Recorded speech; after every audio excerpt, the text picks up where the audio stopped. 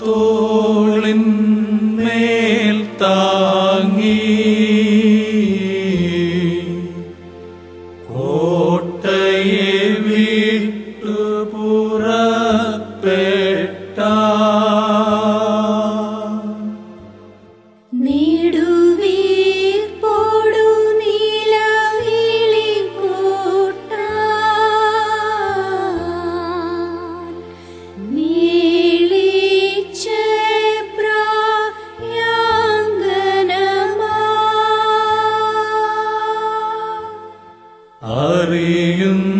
അറിയുന്നോരേ വരുമുന്നീ ശകലത്താൽ നിന്നാൾ ജനനീ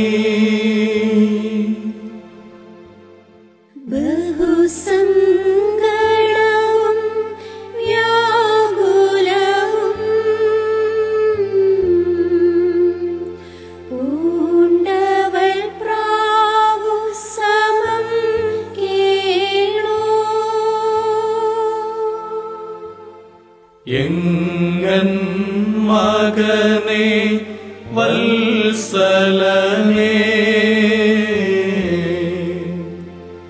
എങ്ങിവർ നിന്നെ നയിക്കുന്നു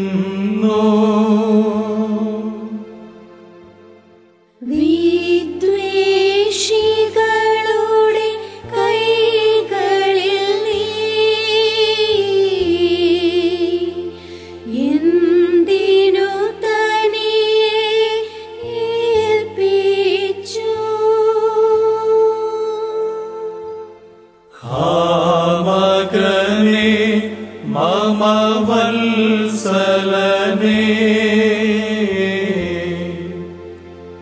എന്തു നിനക്കു ഭവിച്ചിന്ന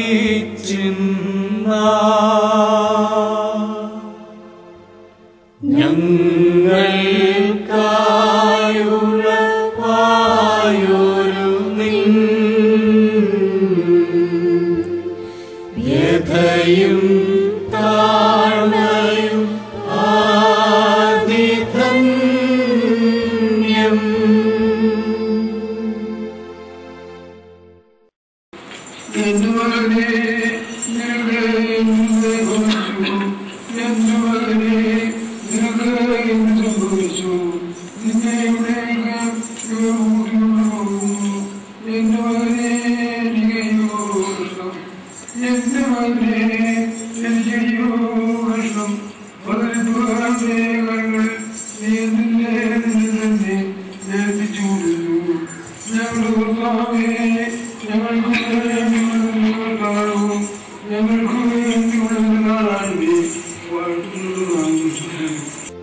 എന്തു നിനക്കു ഭവിച്ചിന്ന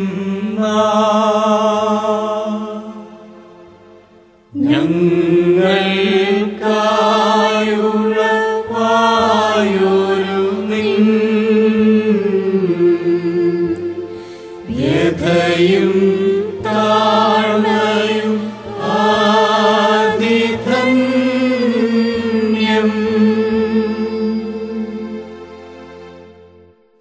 യേശുക്രിസ്തുവിൻ്റെ ക്രൂശ് നമുക്ക് നൽകുന്ന സുപ്രധാനമായ ഒരു സന്ദേശം കലവറ കൂടാത്ത സ്നേഹം, ത്യാഗത്തിൽ കുതിർന്ന സ്നേഹം.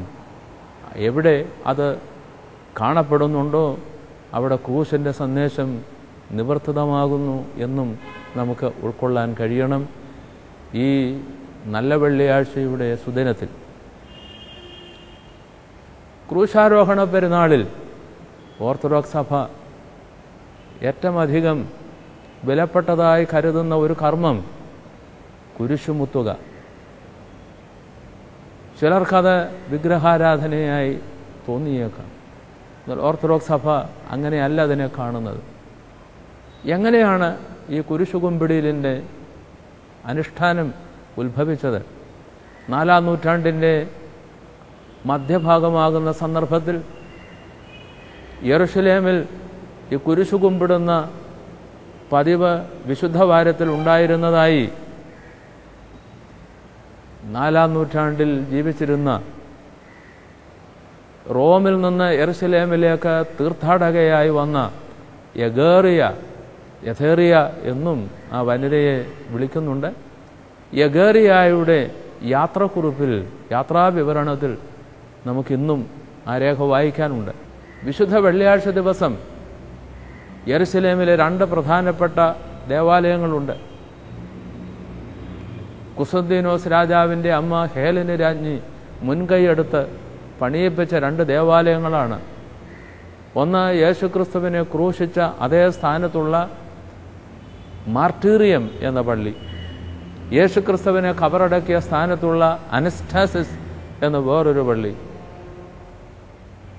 രക്തസാക്ഷിത്വത്തിൻ്റെ ആലയം എന്നും പുനരുദ്ധാനത്തിൻ്റെ ആലയമെന്നും മലയാളത്തിൽ അതിന് പറയാം. ഈ മാർട്ടീറിയം എന്ന പള്ളിയിൽ നടക്കുന്ന ആരാധന ഈ വലിയ വെള്ളിയാഴ്ച എല്ലാവരും ദേവാലയത്തിലേക്ക് അതിരാവിലെ തന്നെ കടന്നു വരും. ഏതാണ്ട് ഒരു 10 മണി പ്രഭാതം കഴിഞ്ഞ് ഉച്ചയാവുമ്പോൾ മെത്രാപ്പോലീത്ത ഒരു കസേരയിൽ ഉപവിഷ്ടനാകും. അദ്ദേഹം കർത്താവിനെ ക്രൂശിച്ച ആ ക്രൂശിൻ്റെ ശകലങ്ങൾ, ആ ക്രൂശ് കൈകളിൽ വഹിച്ചുകൊണ്ട് നിൽക്കും. 2 ശമ്മാശന്മാർ ഇരുവശത്തും നിൽക്കും. ദേവാലയത്തിൽ കടന്നു വന്നിട്ടുള്ള ആരാധകർ ഓരോരുത്തരായി കടന്നു വന്ന് ആരാധനയുടെ ഒരവസരത്തിൽ കടന്നു വന്ന് ഓരോരുത്തരായി ഈ കുരിശുമുത്തി കടന്നു പോകും. ഇങ്ങനെ കുരിശുമുത്തി കടന്നു പോകുന്നു എന്നുള്ളത് പ്രത്യേകമായി അവിടെ നല്ല വെള്ളിയാഴ്ചയുടെ ആരാധനയുടെ ഒരു ഭാഗമായി ഈ യാത്രാവിവരണത്തിൽ നമുക്ക് കാണാൻ സാധിക്കും. ഇതിൽ നിന്ന് നമ്മൾ മനസ്സിലാക്കേണ്ട ഒരു പ്രധാനപ്പെട്ട കാര്യം, ക്രൂശാരോഹണ പെരുന്നാൾ ദിവസം കർത്താവിൻ്റെ ക്രൂശ് കുമ്പിടുന്ന പതിവ് 4-ാം നൂറ്റാണ്ടിൻ്റെ പകുതി ആകുന്ന ആ സന്ദർഭത്തിലെങ്കിലും സഭയിലുണ്ടായിരുന്നു, യെരുശലേമിലെ സഭയിലുണ്ടായിരുന്നുവെന്നും ആ യെരുശലേമിലെ സഭയുടെ പാരമ്പര്യമാണ് മറ്റ് സഭകളിൽ, പുരാതന സഭകളിലെല്ലാം പിന്നീട് വ്യാപിക്കുന്നതിനിടയായതെന്നും സൂചിപ്പിക്കുവാനായിട്ട്. തൻ വസ്ത്രമുരിഞ്ഞു ശബ്ദ ഭുവനം സംഭ്രമമോടുമേവി സഹിയോൻ തൻ ദുഷ്കൃത്യത്താൽ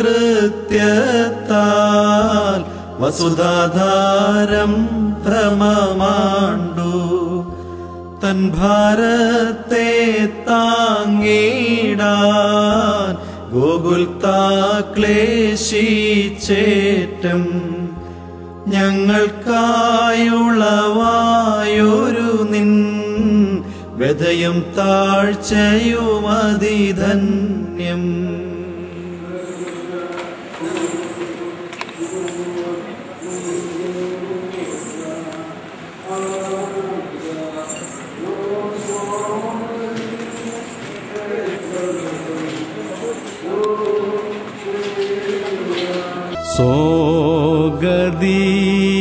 Sogadinaan lasalibogd bevo furukono lenafishosa amgayoso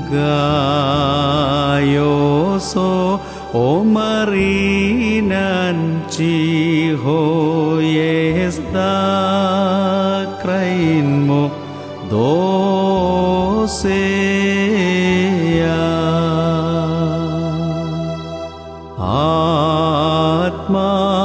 ആത്മാക്കളെ രക്ഷിച്ചൊരു നിൻ സ്ലീബായെ നമിച്ചങ്ങൾ ചോരനോടൊപ്പം ചൊല്ലുന്നു മിശിഹ ഓർക്കങ്ങളെ നീ വന്നിടുമ്പോ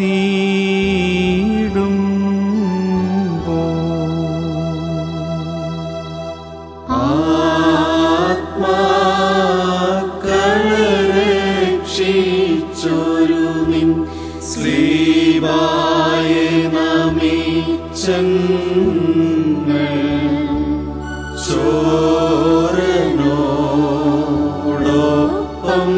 ചൊല്ലുന്നു മിശിഹ ഓർക്കങ്ങളെ നീ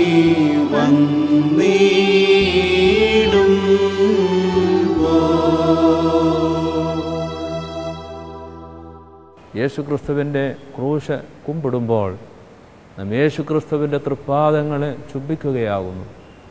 യേശുക്രിസ്തുവിൻ്റെ തൃപ്പാദങ്ങളിൽ നമ്മളെ തന്നെ സമർപ്പിക്കുകയാകുന്നു എന്ന കാര്യം പ്രത്യേകം നാം ഓർക്കണം.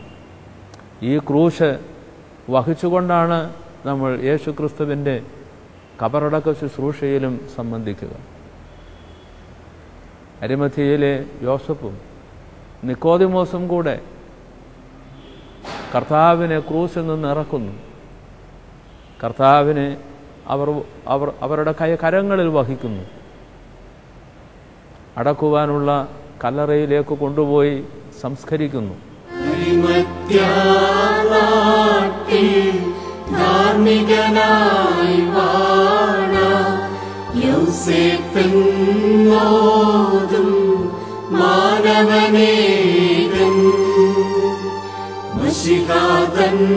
ഗാത്രം പ്രാപിപ്പാൻ ചെന്നു പീലാത്തോസോടായി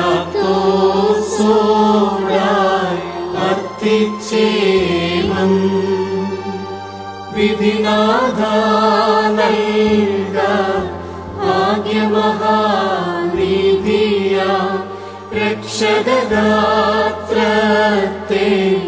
സംസ്കാരം ചെയ്യട്ടെ ഞാൻ. അവനെയൂതന്മാർ തരുവിന്മേൽ തൂക്കി ഞാനാമോദിപ്പാൻ അതിനെ നൽകാം. മശിഹാതൻ ഗാത്രം പ്രാപിപ്പാൻ